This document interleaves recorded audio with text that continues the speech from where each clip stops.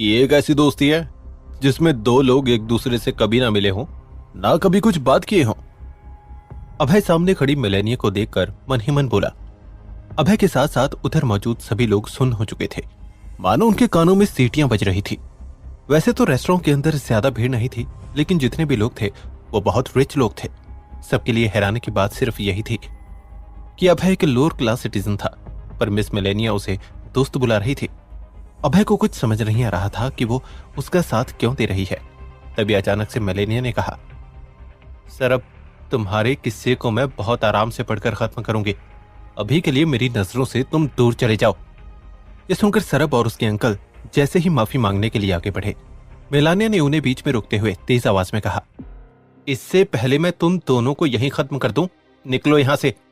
मैं गलती की माफी तुमसे बाद में मंगवा लूंगी।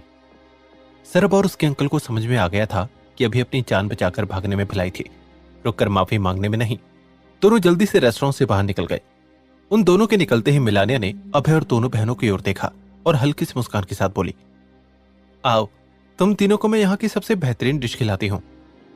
ये बोलते ही मिलानिया एक बड़े से वीवीआईपी सेक्शन के अंदर जाने लगी। उस सेक्शन के अंदर सिर्फ वही लोग जा सकते थे जो एक वक्त के खाने के लिए 1,00,000 कोल्ड बीट्स देने को तैयार थे।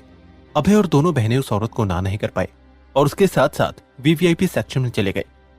टेबल पर बैठते ही मिलेनिया ने तीनों की ओर देखा और मुस्कुराते हुए बोली, घबराओ मत, बैठ जाओ।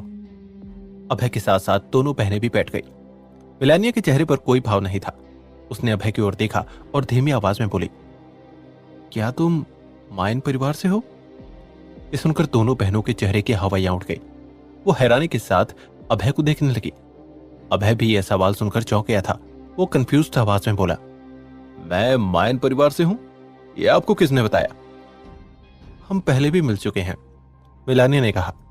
फिर उसने आगे कहा, जब तुम नोवा प्लेनेट आ रहे थे तब मैंने देखा था कि तुम जिस स्पेसशिप में थे वो मायन परिवार का था। ये सुनकर अभय समझ गया था कि ये वही औरत है जो एक मोटे आदमी के साथ उस स्पेसशिप में थी जिसके ऊपर मैपल लीफ का सिंबल था। अभय को सोचते हुए देखकर मिलानिया ने मुस्कुराते हुए अभय से कहा, ज्यादा मत सोचो अभय, वैसे भी मुझे कोई फर्क नहीं पड़ता कि तुम मायन परिवार से हो या नहीं। आज मैंने तुम्हारी मदद सिर्फ अपने भाई के लिए की है।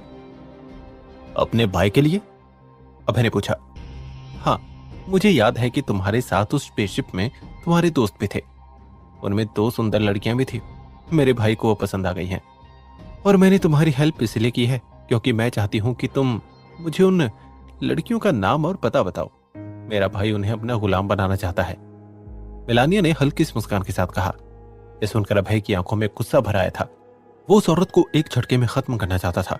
अभय को गुस्से में देखकर मिलानिया जहरीली मुस्कान के साथ बोली, क्या तुम मुझे मारना चाहते हो? अगर हाँ तो याद रखना कि मैंने तुम्हें मायन परिवार के स्पेसशिप में आते देखा था। अगर उनको इस बात की भनक भी लग गई तो पता है ना तुम्हारे साथ क्या क्या होगा। मिलानिया की आंखों में ना कोई डर था और ना ही कोई शिकन। अभय मिलानिया को अभी भी देख रहा था। इससे पहले अभय कुछ और बोलता, मिलानिया दोबारा बोली, मैं समझती हूं कि तुम्हें अपने दोस्तों से बहुत प्यार है, लेकिन सच ये भी है कि अगर तुमने उनकी इंफॉर्मेशन मुझे दे दी तो मेरा भाई तुम्हें कोल्ड बीट्स देकर माला माल कर देगा। पूरे प्लेनेट में तुम्हें कोई भी कुछ नहीं बोल पाएगा क्योंकि तुम्हारे सर पर मेरे भाई का हाथ होगा। तुम जो चाहो वो कर सकते हो।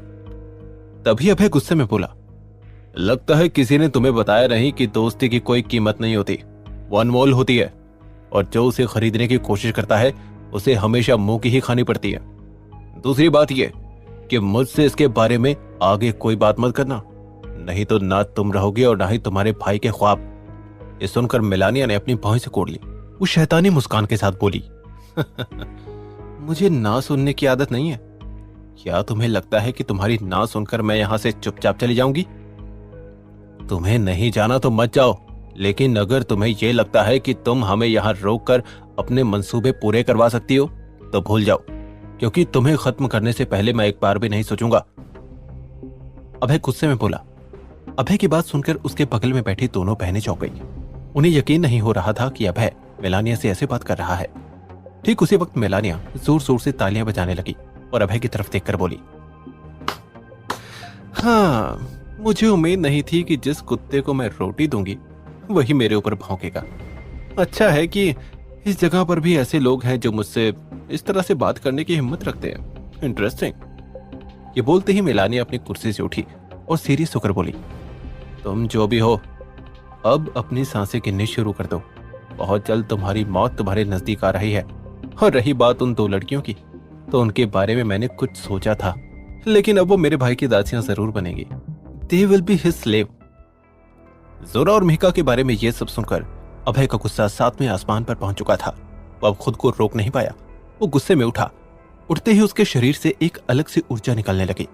इससे पहले अभय मेलानिया पर हमला करता, उसने मुस्कुराते हुए कहा, तुम्हारी ऊर्जा को देखकर साफ मालूम होता है कि तुम एक डायमंड लेवल फाइटर हो, और अब मुझे इस बात का यकीन हो गया है कि तुमने ही ऑस्टिन हैंगडोंग को खत्म किया है। ये सुनते ही अभय चौंक गया। वो अपनी जगह पर रुक गया।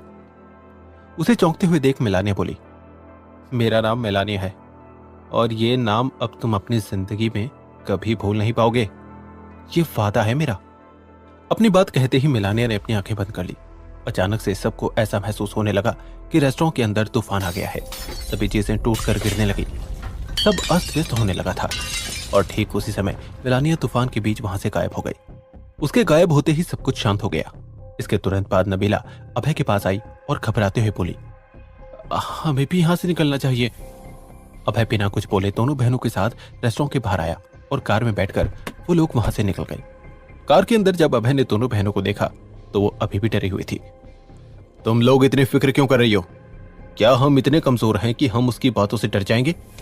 अभय ने पूछा। ये सुनते ही नबीला तेज आवाज में बोली, अभय क्या तुम पागल हो? मेलानिया नोवा सैटेलाइट से आई है। वहां के लोग बहुत पावरफुल हैं, और मेलानिया वहां के 8 मेजर फोर्सेस का एक अहम हिस्सा भी है। तुम्हें मालूम भी है कि तुम्हारे गुस्से ने तुम्हारे साथ साथ हमारे लिए कितनी बड़ी मुसीबत खड़ी कर दी है। अभय ने गंभीरता से कहा, वो नोवा सैटेलाइट से आई है तो क्या मैं अपने दोस्तों के बारे में उसके मुंह से गलत बातें सुनता रहता, या उनकी इंफॉर्मेशन उसे दे देता? अभय गुस्से में बोला, मैं आज भी कह रहा हूं और कल भी कहूंगा, मेरे दोस्तों पर अगर बात आई तो मैं सबको खत्म कर दूंगा। ये सुनकर दोनों बहनें शांत हो गई। अब उन्हें समझ में नहीं आ रहा था कि वो अभय को आगे क्या बोले।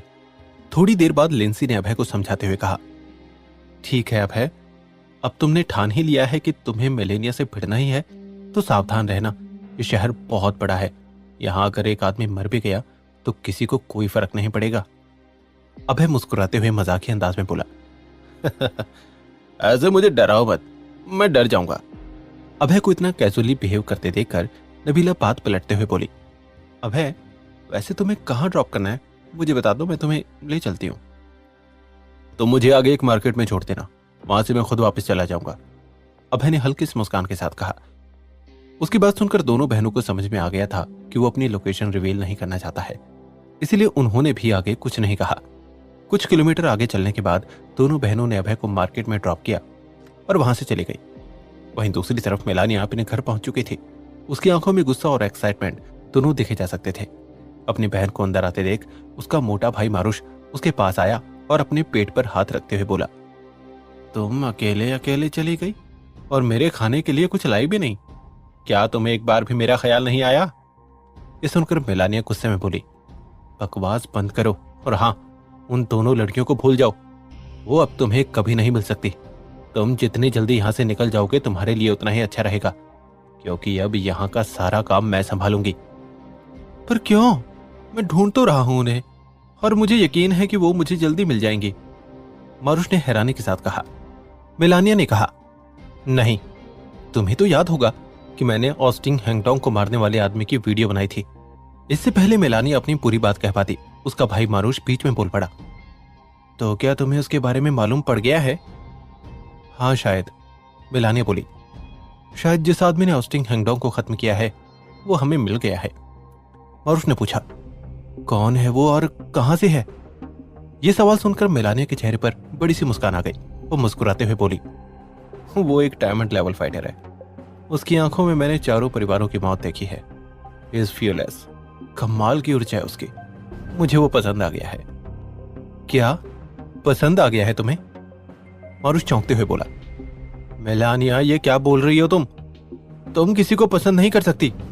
ये हमारे नोवा सैटेलाइट के रूल्स के खिलाफ है, और तुम भूलो मत कि तुम्हारी सगाई हो चुकी है। मेलानिया बोली, बकवास मत करो। मेरा कहने का मतलब यह है कि मैं उसे अपनी आर्मी का हिस्सा बनाऊंगी। उस जैसा फाइटर अगर हमारे बीच होगा तो हमें कोई नहीं हरा सकता। ठीक है, अगर तुम्हारे दिमाग में उसको लेकर कुछ आया है तो उसमें जरूर कोई कमाल की बात होगी, मारुश धीमी आवाज में बोला। ठीक उसी समय अचानक से मारुश के दिमाग में एक बात आई और वो जल्दी से बोला, अरे मिलानिया, मैं तुम्हें यह बताना तो भूल ही गया कि ऑस्टिन हैंगडोंग को मारने वाले के पास 2 कैरेक्टरिस्टिक्स हैं। क्या 2 कैरेक्टरिस्टिक्स? ये इन्फॉर्मेशन सही तो है ना? मिलानिया ने पूछा। हाँ बिल्कुल सही है, मारुश ने जवाब दिया। अपने भाई की बात सुनकर अब मिलानिया के दिमाग में अभय को लेकर सिर्फ यही सवाल आया कि क्या अभय के पास 2 कैरेक्टरिस्टिक्स हैं या फिर उसका शक बेबुनियादी है। इन सब बातों से अनजान अभय जब अपने घर वापस आया तो उसने देखा कि उधर मोहित दत्ता के अलावा सिर्फ गौतम था जो कि गेम खेल रहा था। वहीं दूसरी ओर मोहित दत्ता सोफे पर चुपचाप बैठे हुए थे। चारों तरफ देखकर अभय ने मोहित दत्ता से पूछा, सब लोग कहाँ हैं? शुभम को यहाँ फूड ट्राई करना था, वो फूड कोर्ट चला गया। जोरा और मेहका को अपना कोई पर्सनल काम था और बाकी के लोग दीवान सिटी को एक्सप्लोर करने के लिए गए हैं। मोहित दत्ता सीरियस होकर बोले।